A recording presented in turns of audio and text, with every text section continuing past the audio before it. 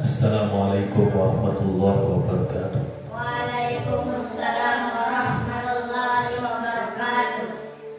Innal hamdalillah nahmaduhu wa nasta'inuhu wa nastaghfiruh wa na'udzu billahi min shururi anfusina wa min sayyiati a'malina.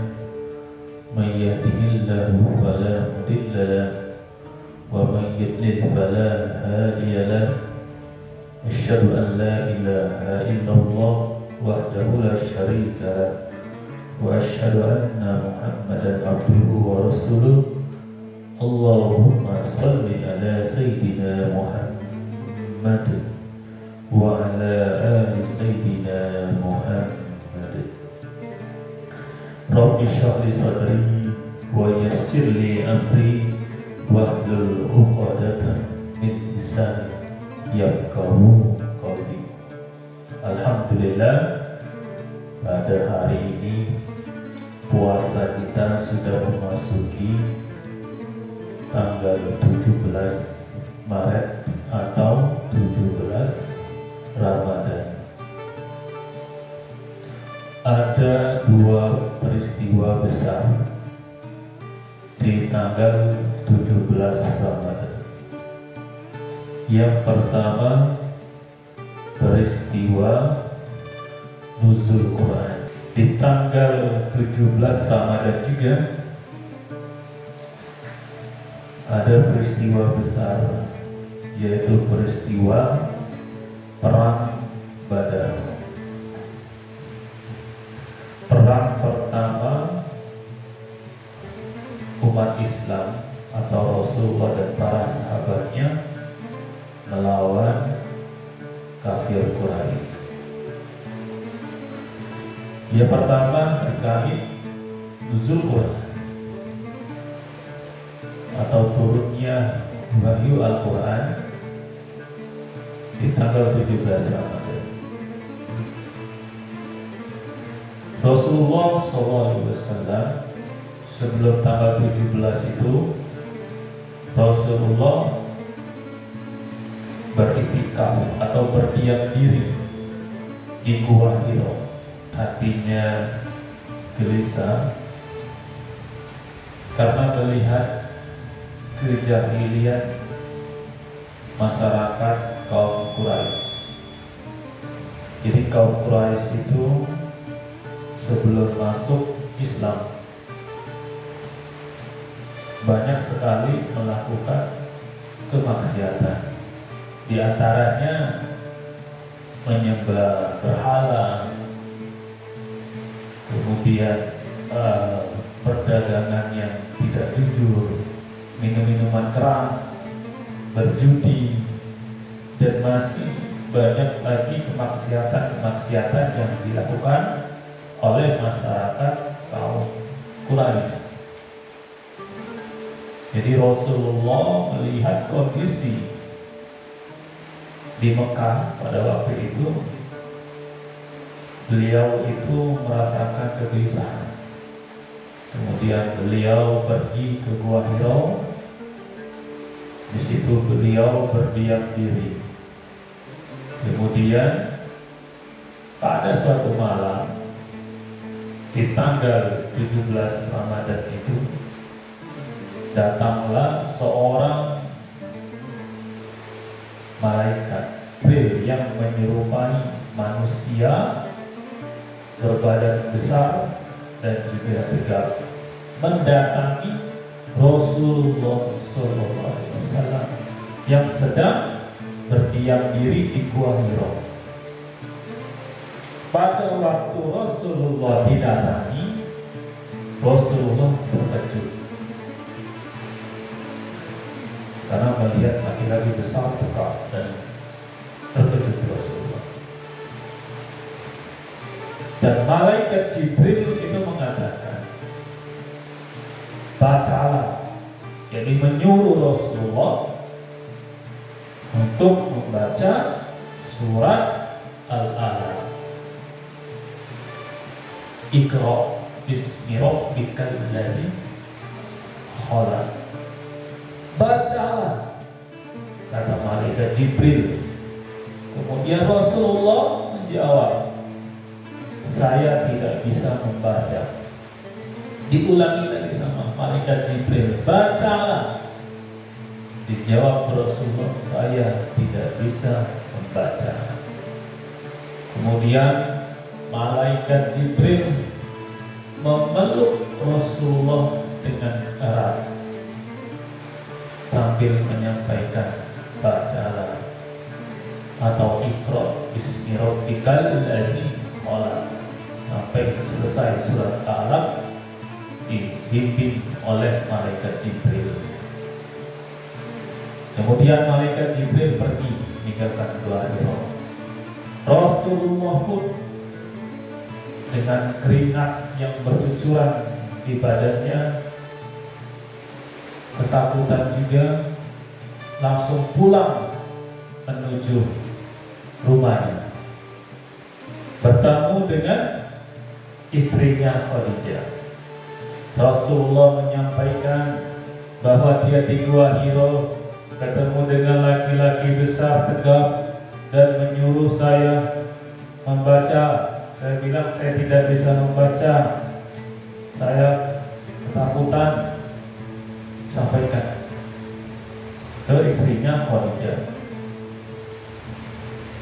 Kemudian istrinya Khadijah meminta Ali, pada waktu itu Ali masih kecil, meminta Ali untuk menemui Waraqah.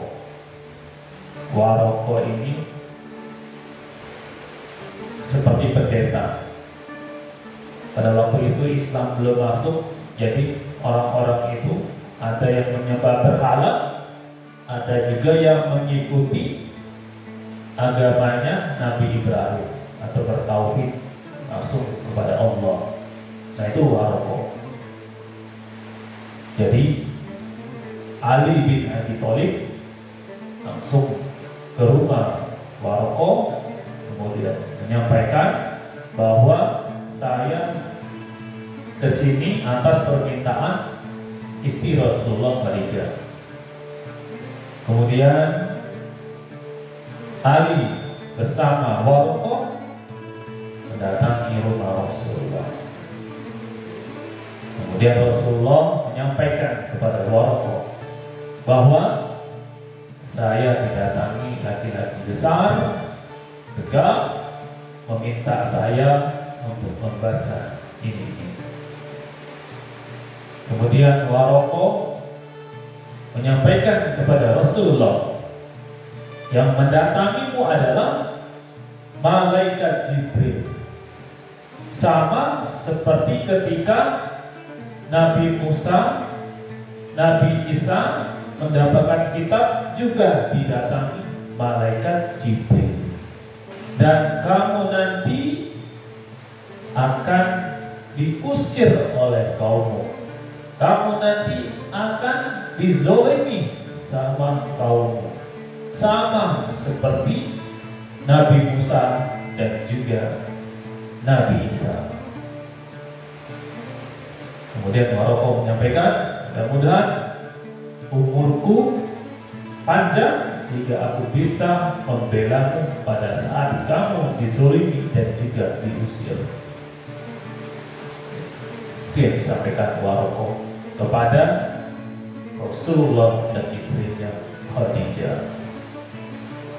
Saat itulah Nabi Muhammad tahu bahwa dia Nabi.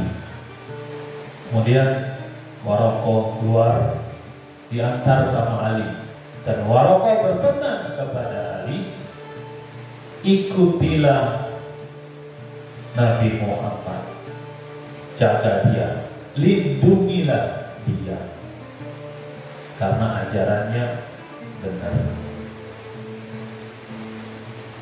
Semenjak dari situ Khadijah memeluk agama Islam, kemudian disusul oleh Ali.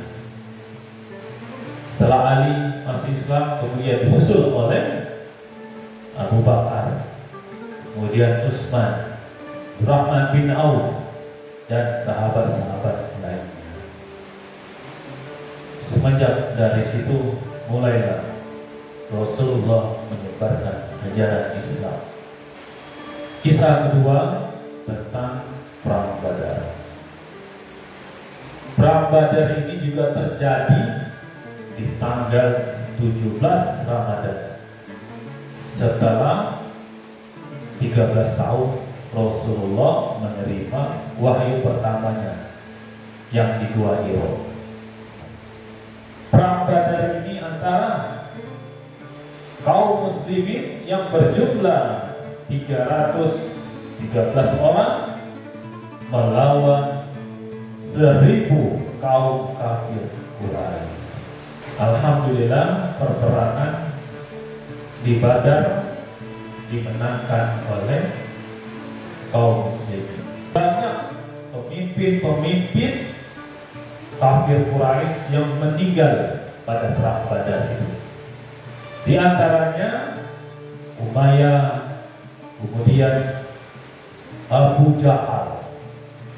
Abu Jahal ini orang yang paling menentang dakwanya Rasulullah. Abu Jahal inilah yang merencanakan mau membunuh Rasulullah di rumahnya.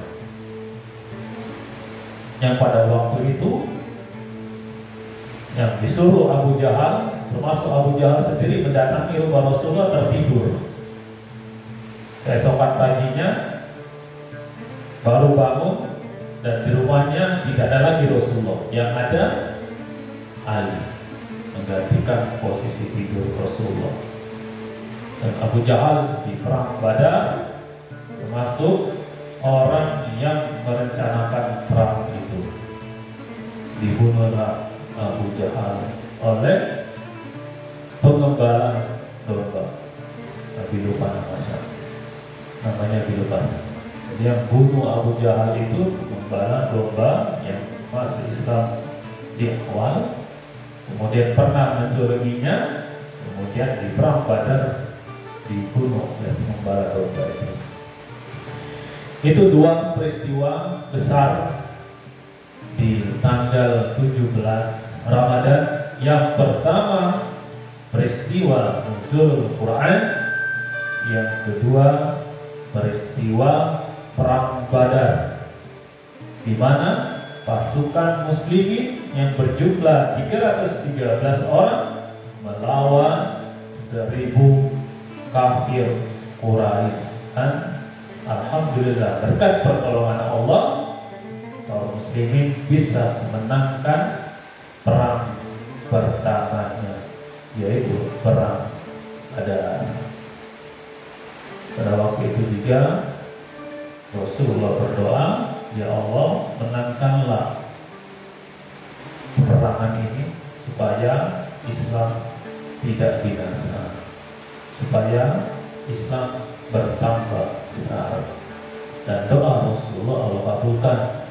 Allah kirim malaikat-malaikat dari langit, Allah turunkan untuk membantu Rasulullah melawan 1000 kaum kafir Quraisy. Nah, akhirnya dimenangkan oleh Rasulullah dan para sahabatnya. Demikianlah kisah yang bisa disampaikan pada pagi hari ini. Mudah-mudahan bermanfaat. Subhanakallahumma wa bihamdika asyhadu an la ilaha illa anta astaghfiruka wa atubu ilaik. Wassalamualaikum warahmatullahi wabarakatuh.